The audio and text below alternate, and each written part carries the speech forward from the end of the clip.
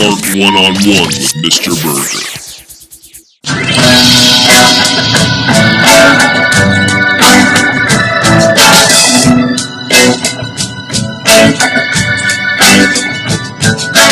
Welcome back to another episode of Art One-on-One. I'm Nichole Jordan, your host, alongside Mr. Burgher, your professional artist and master educator.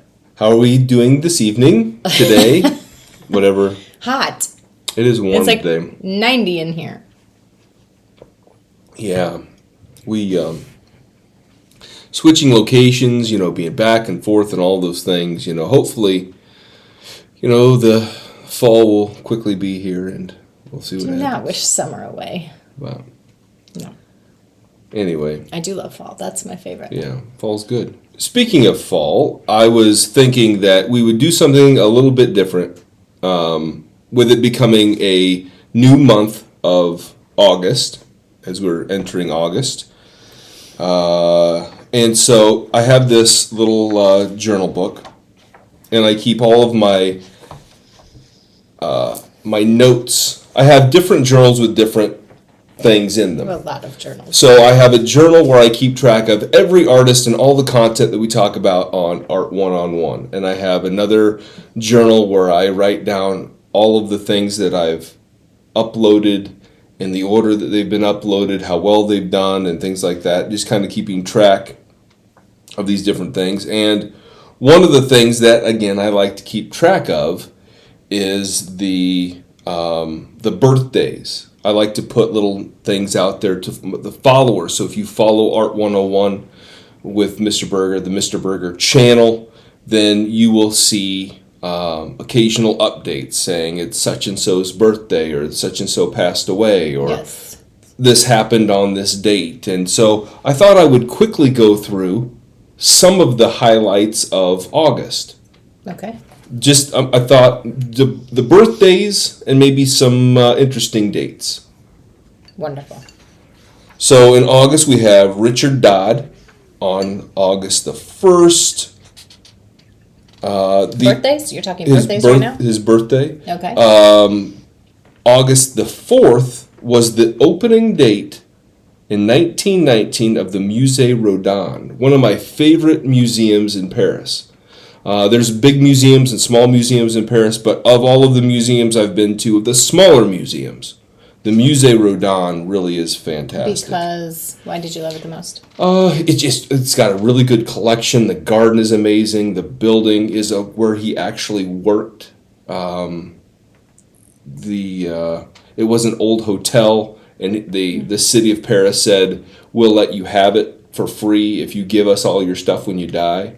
And he's like, oh, that's a good trade. Okay, I'll give you everything when I die. And so basically anything he couldn't sell, he gave away to the to the French government, and in exchange he got basically room and board, or at least a studio. Anyway, other birthdays. Andy Warhol on August the 6th, Emile Nolde on the 7th. Let's see. We're just gonna stick with birthdays. There's I've got some other dates and dates of. Are any of these people living so far? No. No. Hank Burgher, August the 15th.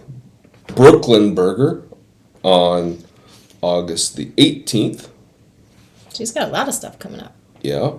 We've got the 19th would be Erika Christensen. Erika Christensen is a actress. She was in Parenthood, I believe. I have no idea who she is. She's an actress. She was. Oh, have you seen 10 Things I Hate About You? Yeah. She's the main female lead, opposite Heath Ledger. And 10 Things I Hate About You. Okay, all right. Anyway, she did the opening to my Judy Chicago video. So if you ever watched the Judy Chicago video, Erika Christensen does the opening for that. Her birthday is on the 19th of August. Pompeii, suffered the wrath of Mount Vesuvius. Mount Vesuvius is a big volcano. It erupted, burying Pompeii for several 100 years. That is, I remember that. Didn't you do a video on that? I've done a video on Pompeii. Yeah, Hank and Hank remember and Etta saying something funny about something about water. Yeah. Like she said, like she just knew exactly what she was talking about. Dad. And that happened on August the 24th. Let's see here. Let's see here. I have a lot of memorandums. The last one, Jean Auguste Dominique Ang, on the 29th of August. So there's quite a few in there. And busy time. But I thought that it would be good just to kind of throw out some dates and things. And it's interesting. Yeah. I love the museum one. That's a really great little nugget, and I talk about that a little bit in my video on Rodin. So make sure and go back and watch that one. There you go. there's a opportunity for a future journey into the archives. Right. Yes. Right. One of our newer. What do you don't call them sections, you call them? I was features? Lacking the word. Features, sure. Segments. That's the word I often use. That's what they say in real podcasts. Well, we want to be appropriate. We want to know the lingo. Use the correct lingo. Right. Okay, let's move right into our oracle cards. Oracle cards. Ask the art guides. Where's you told me earlier you were going to come out with your Italian voice. I haven't heard that yet. I haven't done it yet. No. I get a little nervous in front of everybody. When I put you on the spot, you can't do it. The people make me nervous. I had to listen to it the whole way here, his Italian, which, let's hope he doesn't use it. It's not very good. It's not. It's entertaining and funny, but it's not a great rendition of Let's see, what do we got here? Okay, that's good. So let's just leave it at that. Leave it at that. All right, so ask the art guides. Ask the art guides. And these are oracle cards that you can purchase online. I've seen several copies of them. I know that the Lawrence King Publishing website, actually, they are sold out as of right now, but they are quickly producing them. They're flying off the shelves, although you can find them on Amazon and other places like that, but I don't usually shop on Amazon. But anyway, all right, the point is that you can find them online, and they are a nice set of cards that you can obtain. We've had fun with them. Yeah. So far. Hopefully you have too. All right, so our card today is Albrecht Dürer. Albrecht Dürer. How do you say it? Dürer. I think. I mean, I'm not good at pronunciating things. So Albrecht Dürer. And I am going to just pick one today. Okay. That I want to focus on. All right. And I'm going to pick the works. The works. The works. And that is? Know your perspective. Know your perspective. So before you say anything, like, I picked this card out, or I drew this card, and then I was looking at it, and like the first thing that comes to my mind is perspective, like the lens you see things through, like your life and your outlook and your, like, are you a glass half full or glass half empty person? But that's really not what it's referring to. It's referring to, I'm assuming, like perspective specifically around art.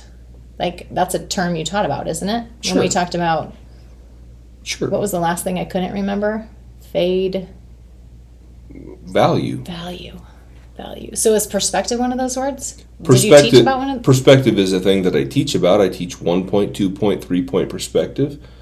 So yeah. So that's, if it's talking about work, it's obviously talking about that. Isometric drawing is a trick of using perspective, giving the illusion of perspective. But so yes, that is a thing that I teach about and I have videos about. And So what do you have to say about perspective? Because I don't know what perspective to me is. What I just said. It's totally different. I'm not. Well, I think that focused. there's kind of a double meaning with. I believe, at least that's how I interpret it, is that there's a couple of different ways you can think about that. Is know your perspective, know the way that you're looking at something, and how you're seeing it. But I also think that it's like know your opinion, know your thoughts, think about your truth when it comes to things. I think that sometimes in art, with artists, they are having just watched, for example, a movie on Picasso, an older movie on Picasso from '96, I believe. Why you made me watch that? Called Surviving Picasso with Anthony Hopkins. He talks about several things, and one of the things that he talks about in there is kind of being true to yourself in your creation of art. And I don't know if that is the monologue that he was giving was actually quoted by Picasso, but I liked it from the standpoint that he's encouraging someone who's learning art to go down a path of, this is your truth, this is what you need to do. Don't try to be a knockoff of me or somebody else. Yeah, I did like that. But make your own thing. Do your own thing. You don't have to be me. You have to be you.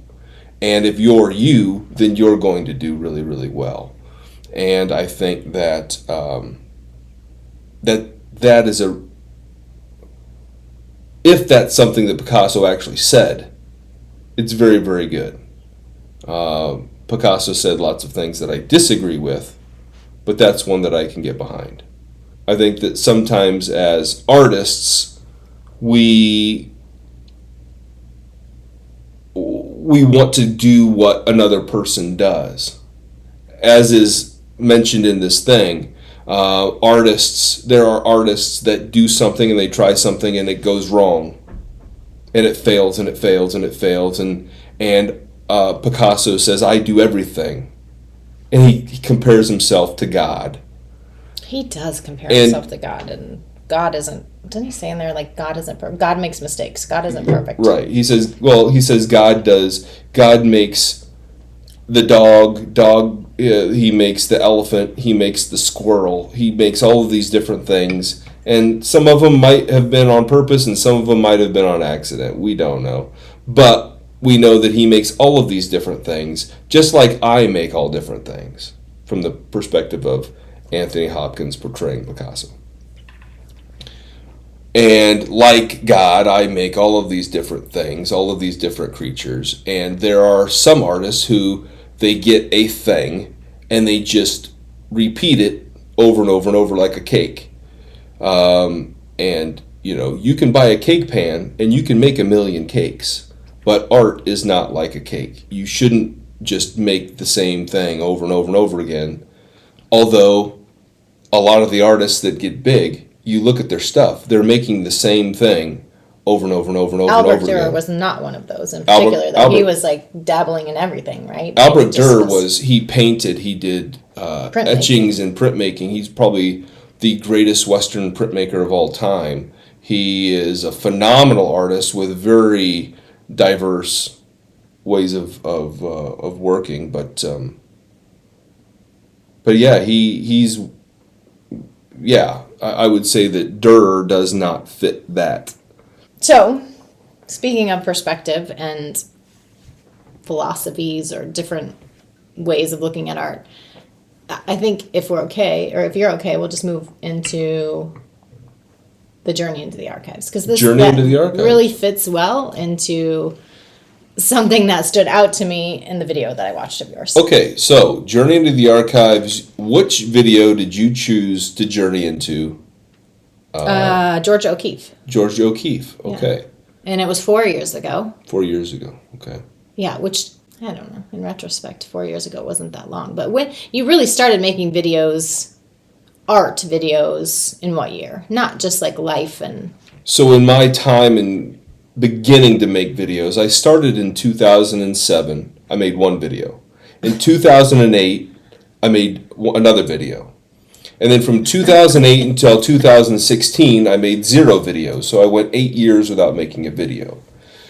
So I know that I made my first video in 2007, but I really didn't start making videos consistently until 2016. And in 2016, 17, 18, right in that neighborhood, I was making, maybe one a month, maybe. And it wasn't until probably when we're getting closer to maybe like 17. It was not long after. 17, 18, 19, 20, 21, 22, 23 that I started making. 5 years, probably. 5 to 7. The past 5 to 7 years, I've been making videos a little bit more regularly. This video that was from 4 years ago on Georgia O'Keeffe, I loved. Like, you actually at the end kind of put in a little bit of Mr. Burgher philosophy, which I think was interesting. Yeah. And I like that part of the video. And I used to do, like, over the course of time, I've kind of gone in and out of things like we talked about last week when I did Frida Kahlo. Wasn't it last week? Mm-hmm. 2 weeks ago. 2 weeks ago we did Frida Kahlo because last week was Picasso. So 2 weeks ago when we did Frida Kahlo, I talked. You mentioned the music and doing the music montage, and I used to do those every once in a while, but not all of the time. And so you've got these things that I did or experimented with, which is very much, Which is interesting because I liked both of them. Yeah. I liked the music montage and I liked your little bit of philosophy. Yeah, so I would see things in other people's videos or I'd say, hey, that's kind of a cool thing. I'm going to do something like that. Or I'd think, I'd really just like to do, like, I just want to show a bunch of artwork and I'm just going to set it to music. How am I going to set that up? And then I was watching other videos, and that's how I started doing, like, the movie clips. Yeah. So in the beginning, I didn't do the movie clips. Then I started entering the movie clips, and then I did some videos that were very thematic. Like I did one on, I don't know, just different themes. I've done all different themes. Yeah. But I like how you mix it up. This particular video, it's very similar as far as how you structure the video. It is pretty darn similar to what you're doing now. Yeah. But I did like my end comment. Well, that too. But I liked how you throw like little nuggets of interesting facts in there. Like you talked about Georgia O'Keeffe's sister. Right. They actually coined her as more of an artist than her. Right. But she didn't become popular, and she thought that was because she didn't get the break that Georgia did, right? For sure. And so I love those. I love how you throw those pieces of interesting information in there, and I bet people out watching appreciate that. And that's kind of the thought behind the shorts, the short videos, and the detail videos. So somebody wouldn't have to necessarily watch a whole video to get the short little nugget or to get to talk about the one specific artwork. So I've kind of clipped those out and made them into detail videos, or I've clipped them even shorter and made little short videos. And those originally started on TikTok and have since moved into YouTube. Yes. And I think that because there is a popularity of those things on TikTok, that's why they started promoting that more on YouTube. And speaking with your son, who also makes YouTube content, I've decided, or he said, you know what, we're getting lots and lots of views, but we're getting most of our views through shorts, which is where they're kind of putting their attention right now. And so it's kind of interesting, when you're helping make podcast things with other people,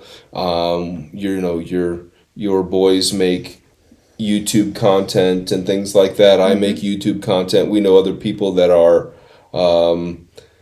to some degree or another, content creators and have kind of a wide range of success where we're kind of, I see myself as kind of being in the middle of that. I mean, we're not the most successful YouTubers or whatnot that I know of, but we're not, we don't have, there's like, somebody's watching this. Yeah. So that's good. Yeah.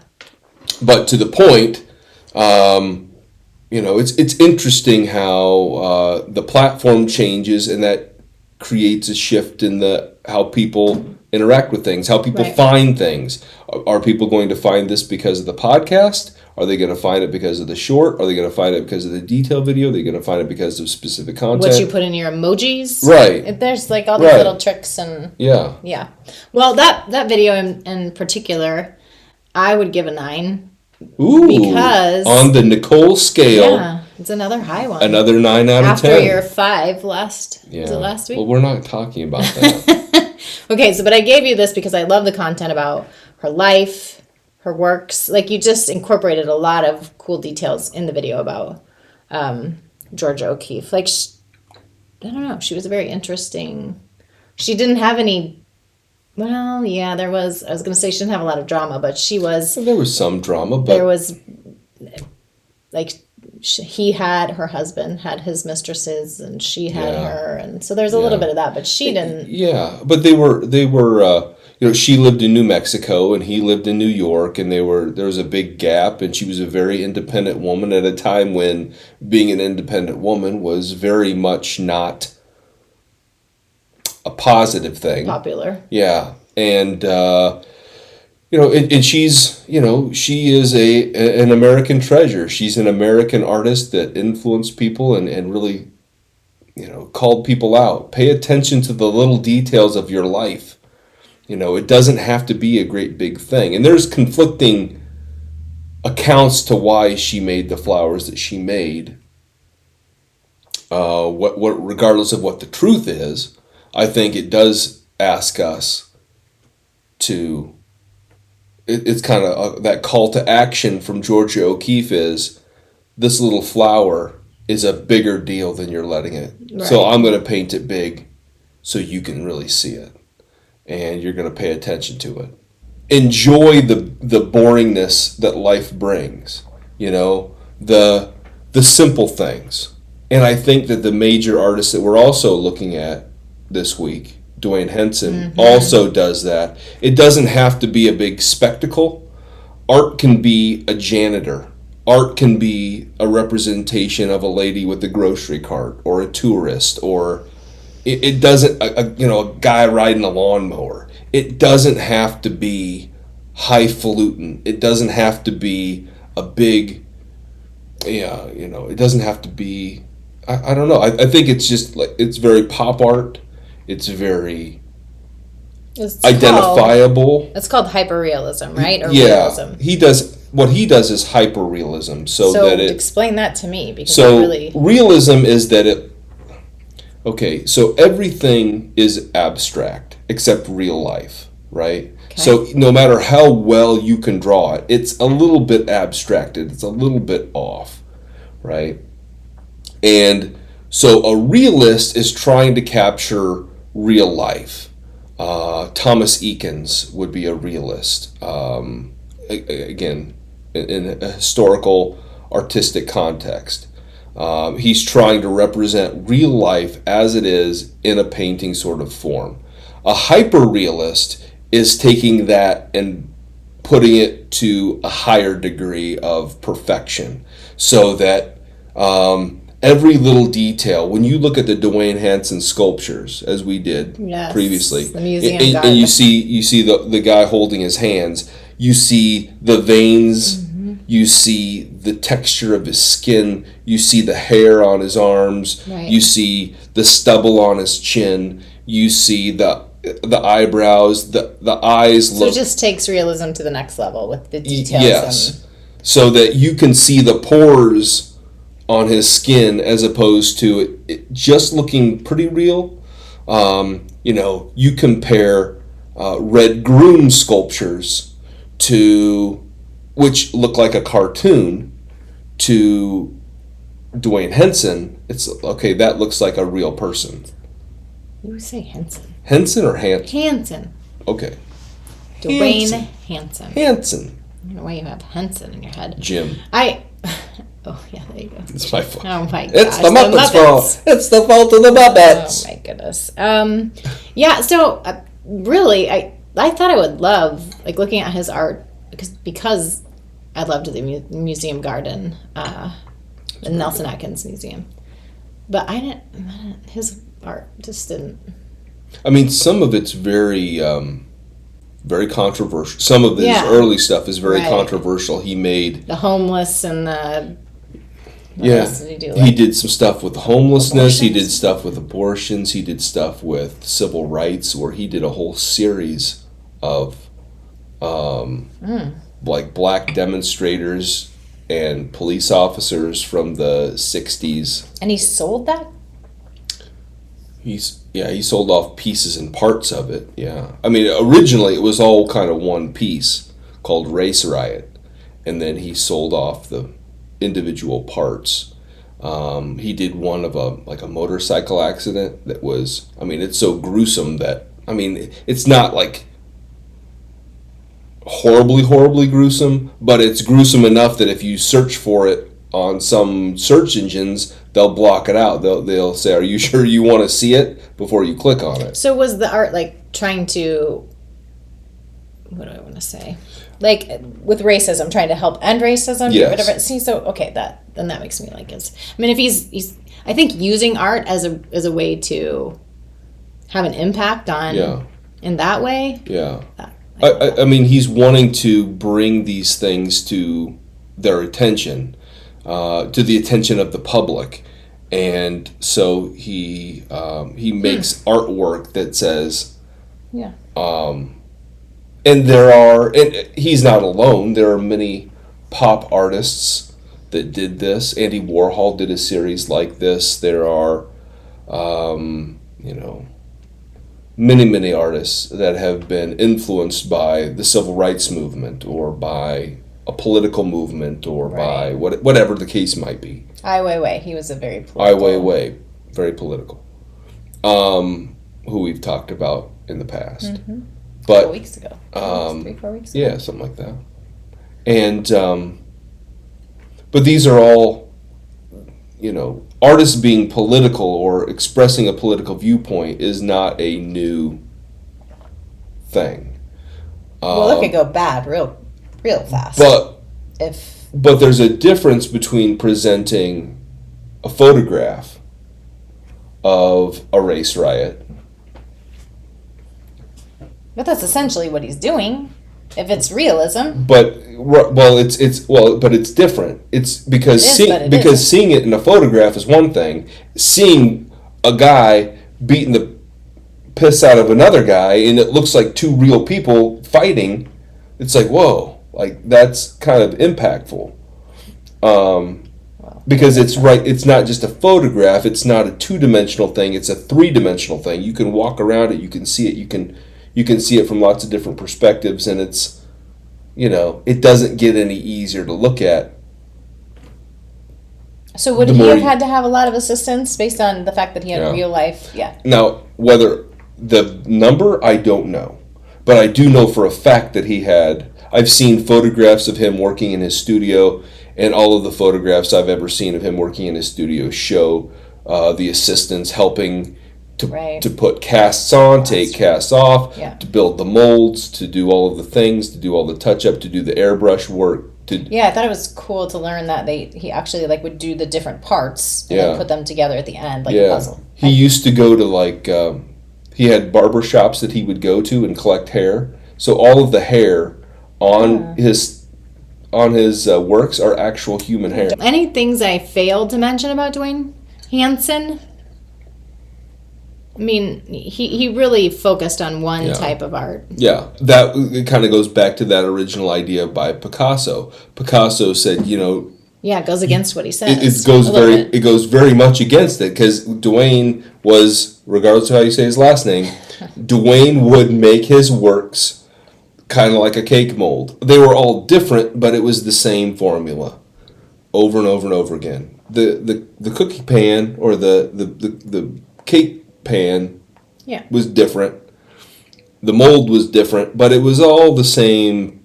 And he became idea. Very popular doing it. It's And different, so I think that there's something to be said for a very diverse Picasso type that kind of goes in a lot of different areas and makes a lot of different things and a lot of different styles.